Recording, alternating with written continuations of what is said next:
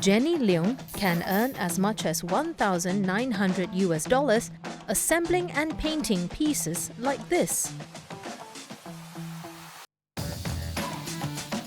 It's the most expensive commission that's come her way, putting together this model from a popular Japanese science fiction series. Her fee included the cost of the paint and tools and the model kit, which cost about $250. 其實我都好愕然點解有人肯俾15,000代工一隻模型產品嘅。咁我聽過客戶嘅 feedback 就係話，我平時嗰啲真係做得好乾淨。咁因為出邊上即係好乾淨意思係個模型做得好新淨，噴得好好，啲顏色好平滑啦。She's completed around 30 commissions, with the fees depending on the complexity of the job.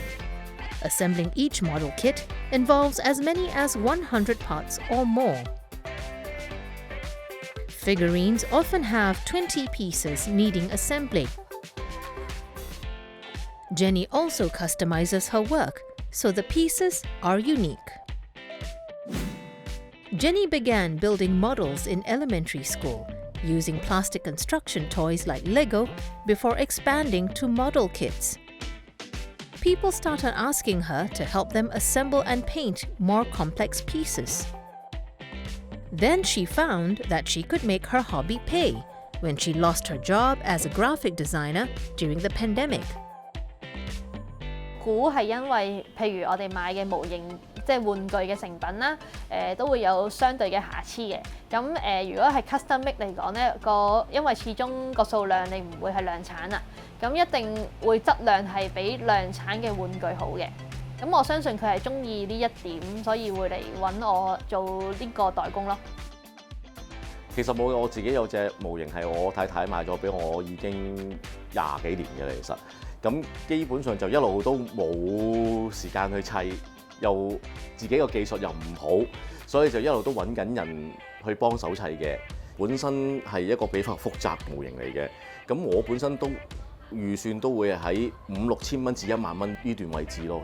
我一定要揾一個我覺得可以信賴嘅人去幫我整一隻好靚嘅嘢。其實我 look for 係一個藝術品，所以我覺得應該要俾呢個錢去做呢一件事咯。其實。But while Tony was willing to pay, Jenny did not accept the commission. 即係就算話15,000張單，我要做半年嘅，咁唔通我真係3萬蚊一年人工係啦，咁即係搞唔掂，我連生存都有問題咁樣落去嘅話。Jenny also stopped accepting new orders as her allergies flared up from the dust and oil paints she uses to finish the models. Instead, she's using her skills and expertise to pivot her business. She started by selling tools, which she customized. 譬如我當呢個鉗啦，咁出邊嗰啲鉗咧要撳好大力先至會撳到嘅。咁因為我女仔，我係唔會好似男士咁大力嘅。咁所以我喺嗰啲壓力啊調度嗰度，我係會有調整嘅。然之後同埋譬如咧，我平時用嘅時候覺得啲鉗呢啲好跣手，咁我就加咗4粒窿窿落去，令到佢冇咁跣手啦。Then in 2024, she opened a brick-and-mortar studio. 咁我呢個 studio 咧，主要業務就係賣自己品牌嘅工具啦，或者賣其他啲人引入嘅模型工具啦，跟住就係教班嘅，同埋喺度有一個專心嘅地方去設計同研發產品啦，跟住同埋可以拍一啲宣傳片，去做一啲網上嘅 social media 宣傳咯。我做咁多嘢嘅動力咧，其實好簡單，都係為咗未來着想揾錢嘅啫。Her products start from 10 Hong Kong dollars, that's around $1.30. 就算你利潤幾高都好咧，都唔會組織到話每個月有10萬啊或者萬零蚊係好困難嘅。咁所以我都係需要係教班去幫補翻咯，因為始終你教班你計一堂錢，你都一定有1,000零2,000蚊嘅收入係一定會有噶啦。呢度係有短啲就得噶啦個崗位。最初因為即係我上網睇地做嗰啲都睇咗好多啦，但係其實都唔係好掌握到同埋冇乜信心嚇。咁我諗經過即係啲上堂啊、指導啊啲，可能即係應該會控制好啲嚇。Jenny also teaches online courses. This is helping create a community of learners fans and consumers.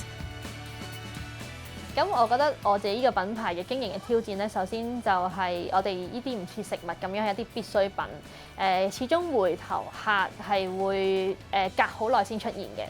咁我覺得最主要嘅問題，首先就係要推廣多啲人哋真係砌模型啦，因為佢要使用先至會有消耗，先至會嚟買我嘅產品嘅。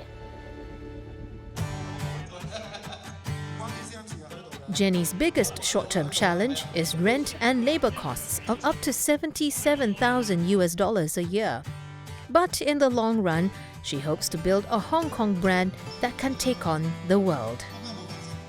中期目標即係比較短時啲，就係先收支平衡，係啦。收支平衡之後就開始研發更多產品啦，跟住就搞多啲比賽推廣人哋過嚟砌模型，跟住最好就係最後就係可以有投資者即係加入呢個品牌，然之後將個品牌推出國際。